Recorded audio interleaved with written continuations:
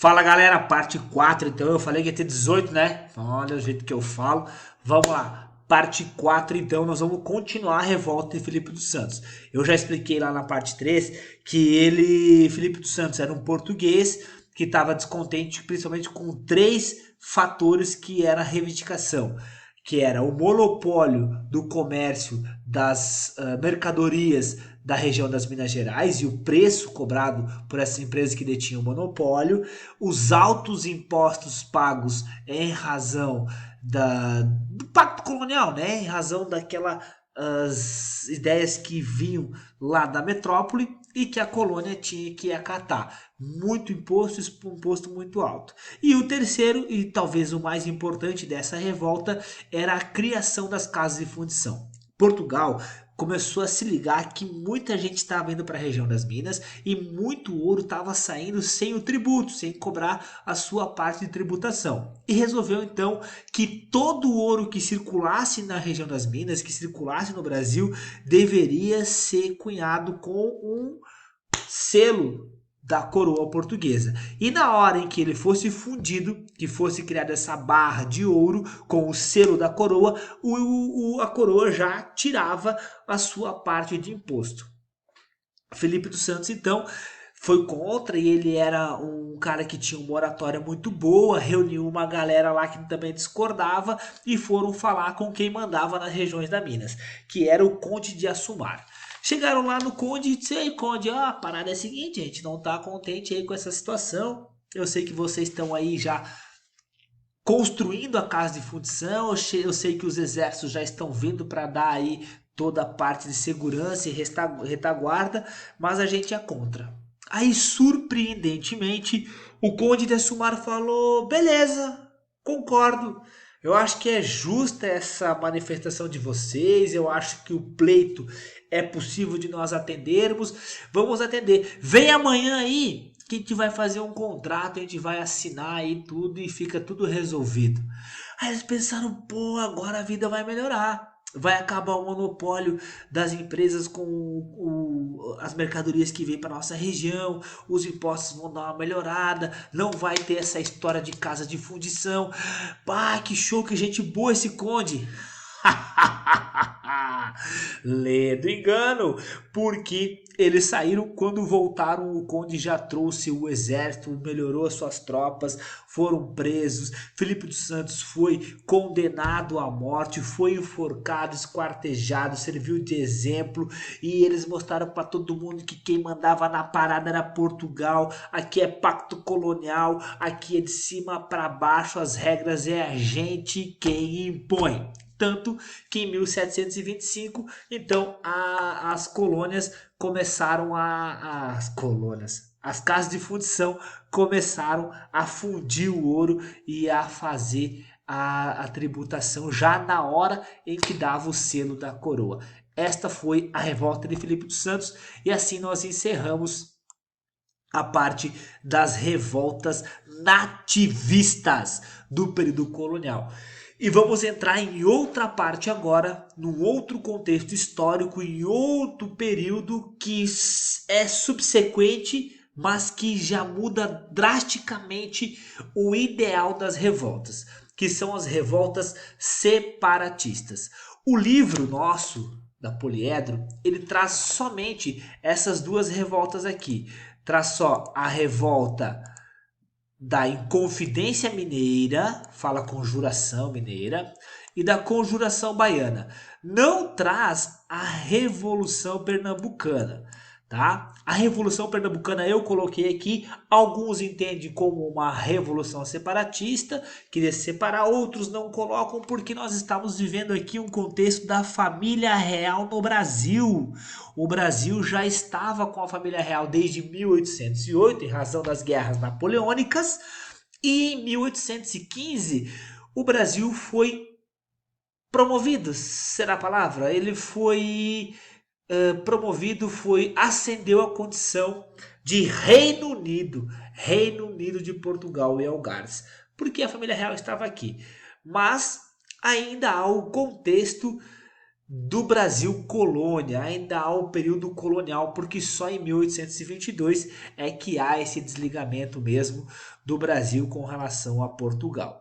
Essas três revoltas nós vamos estudar agora, essas três guerras são muito importantes.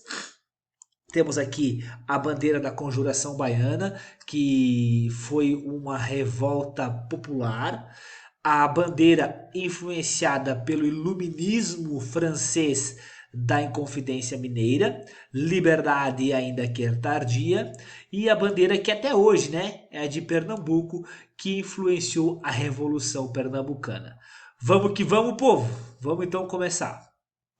Revolução separatista, então, e Confidência Mineira. Vamos contextualizar no tempo. Primeira coisa, qual foi o ano aqui da Revolução?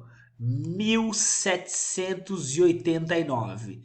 O que estava acontecendo na Europa, mais especificamente na França, neste ano? Diga-me, diga-me, eu tô ouvindo aqui lá no canto, ouvi. Ah, ouvi Revolução Francesa.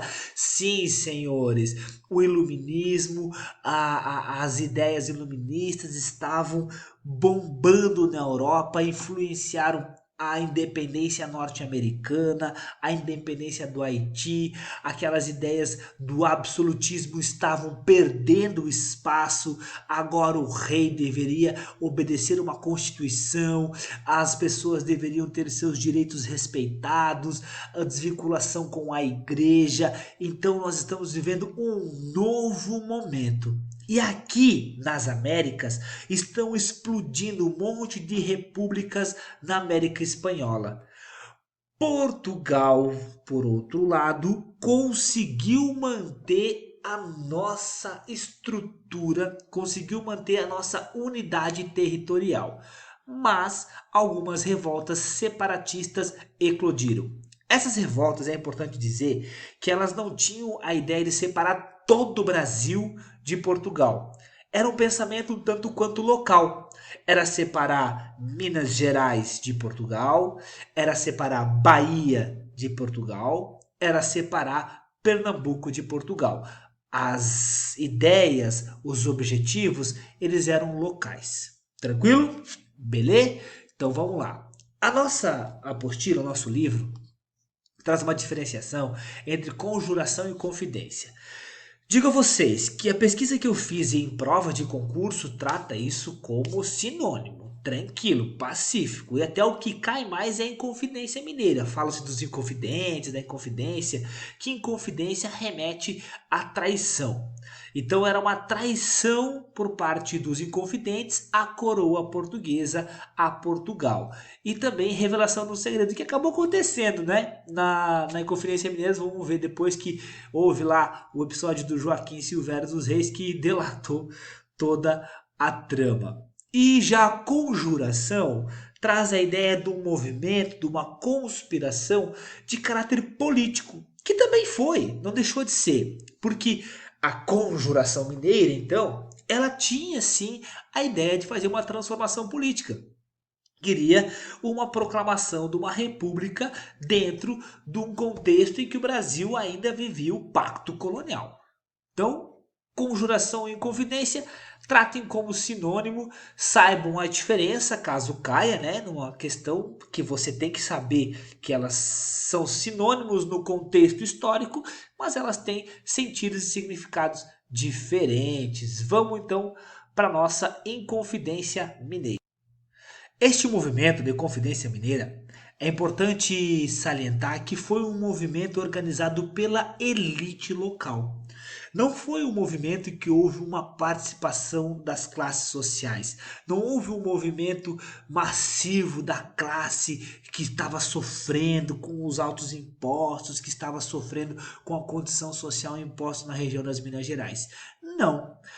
Como no início da exploração do ouro, os comerciantes que estavam por ali, as pessoas que estavam extraindo ouro, os mineradores, conseguiram muito dinheiro, mandaram seus filhos estudarem na Europa. E eles foram estudar na Europa, estudar na França, estudar em Portugal, estudar na Espanha, e lá tiveram contato com as ideias iluministas. Quando eles voltaram ao Brasil, eles voltaram para um Brasil atrasado, um Brasil colonial, um Brasil de exploração. E aquilo chamava muito atenção. Diante desse cenário, eles começaram a organizar o que foi chamado de Movimento da Inconfidência Mineira. Eles organizaram um movimento de ideias, porque não saiu do papel. Este movimento ele não chegou a concretizar a luta armada para o qual eles estavam se preparando. Essas ideias iluministas, elas tinham como um dos principais fatores a formação de uma república saindo então das dependências de Portugal. Mas não queriam, vejam só, não queriam o fim da escravidão. Porque era um movimento elitista e a base da mão de obra era a mão de obra escrava. Então, dentre os seus anseios, não estava aí a liberdade dos escravos africanos. Eles lutavam contra a alta cobrança de impostos. Já era alta, mas aí, além do quinto, que era aquele 20% do que era arrecadado, instituiu-se uma nova cobrança. A cobrança agora era anual, 100 arrobas, 1.500 quilos por ano. No início, não havia problema para pagar esse valor, porque a extração do ouro estava era muito ouro, e eles pagavam tranquilamente. Mas o ouro foi ficando escasso, as minas foram tendo cada vez menos ouro, cada vez mais desviado o ouro era, o ouro saía do Brasil de forma irregular e ficou cada vez mais difícil de pagar essas 100 arrobas anuais. O governo português o que fez? Ameaçou adotar a derrama. A derrama seria a cobrança forçada dos 1.500 quilos anuais. Não importa se você tem ou não tem, eles invadiriam a sua casa, pegariam os seus bens, e isso foi uma afronta muito grande para a elite mineira de então. O que aconteceu com essa revolta? Ela foi traída. Joaquim Silvério dos Reis, que era um dos maiores devedores que tinha para a coroa, ele foi lá e delatou os planos dos Inconfidentes. Com os planos já em mãos, foi fácil de delatar, de resolver toda a situação. Foram presos, foram julgados e foram condenados. Porém, todos eles negaram a participação, negaram que tinham participado, negaram que queriam fazer uma república. Negaram, todos negaram. Menos um, o Maibocó. Não, o nosso herói, sou republicano, menos, mais ou menos. Não, falando sério agora, um Tiradentes, Joaquim José da Silva Xavier. O mais eufórico, aquele que estava apaixonado pelas ideias iluministas, este não negou. E era o mais pobre de todos. Era um alferes, um militar de baixa patente. E esse foi dos condenados o único que teve a sua sentença confirmada. Os demais foram perdoados pela rainha Dona Maria. Depois seria Dona Maria a Louca, mas na época foi Dona Maria a Piedosa, e ela perdoou os Inconfidentes, menos um que serviu de exemplo para os demais. Foi morto, foi esquartejado, teve as suas terras confiscadas, foi salgada as suas terras para que lá não nada mais nascesse, suas partes do seu corpo foram espalhadas pelas cidades como a título de exemplo para os demais, se quisessem se rebelar contra a coroa, mas não é o mártir que nós conhecemos. Esse mito que nós conhecemos, esse mártir, essa figura aqui quase cristiânica de Jesus Cristo é uma construção da República. Porque quando a República se instalou, o fim da monarquia, foi um golpe militar. E eles precisavam de alguém que representasse essa luta.